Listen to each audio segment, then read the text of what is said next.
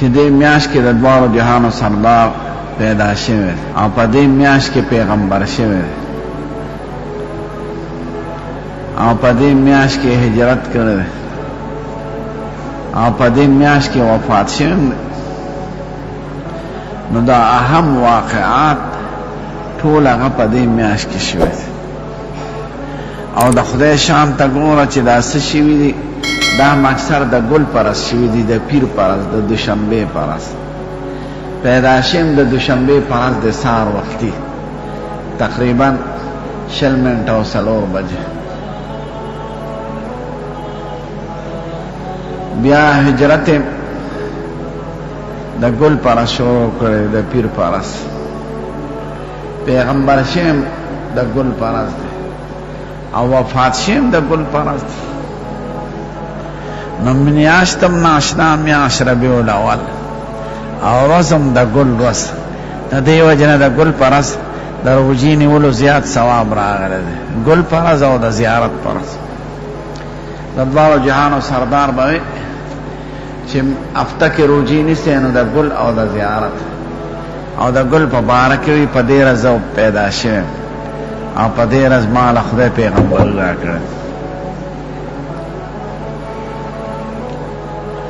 نو د اسلام په تاریخ کې دا میاشت بختوره ده، ربیع الاول.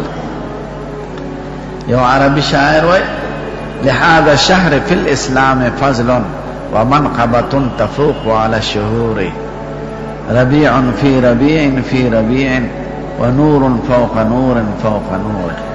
وی د اسلام په ټولو میاشتو کې دې له خدای یو خاص عزت ورکړی چې هغه نور میاشتو کې نشته.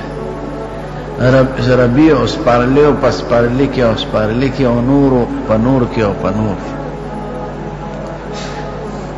نوم د خوشحالی میاشت ده، ځکه چې پیغمبر پیدا کېدل یو لوی احسان دی او لوی نعمت دی او لوی رحمت دی چې خدای دنیا ته راولی او بیا پیغمبري ورکول او د هجرت خبره.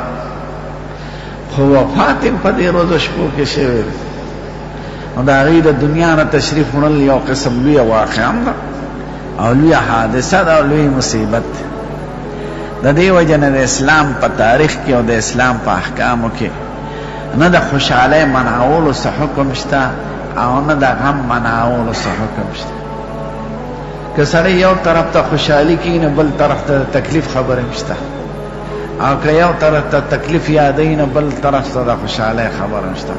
د دې وجه نه صحابه کرامو او تابعینو او سلف و صالحینو او څلور واړو امامانو مذهبونو کې نه څه جلوس شته د خوشحالۍ په شکل کې او نه ماتم شته د خفګان په شکل کې. د حضور پاک پیدا کېدل خو لویه خوشحالي ده، خو جلوس کول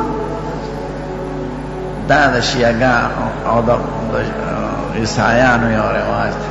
نو جلوس نی نه ذکر وکړه د هغه ښکلې معجزې بیان کړه، د هغه تعلیمات بیان کړه، د هغه ښکلې اخلاق بیان کړه، هغه چې امت ته څه ویلي دي د هغې بیان وکړه، د هغه د صفتونو د معجزاتو ذکر وکړه چې د مسلمانانو په زړونو کې د هغه عظمت او قدر او محبت د دې نه هم سوا شي. خدای پاک دې سوا کړي او چې څومره محبت او قدر زیات شي هغه ته تابعداري اسانه شي. چې د څوک د چا خوښي که نه نو د هغه جامې خوند ورکوي، د هغه شکل خوند ورکوي، د هغه پټکې خوند ورکوي، د هغه ولاړه خوند ورکوي، د هغه خوراک او څښاک او ناسته خبرې خوند ورکوي.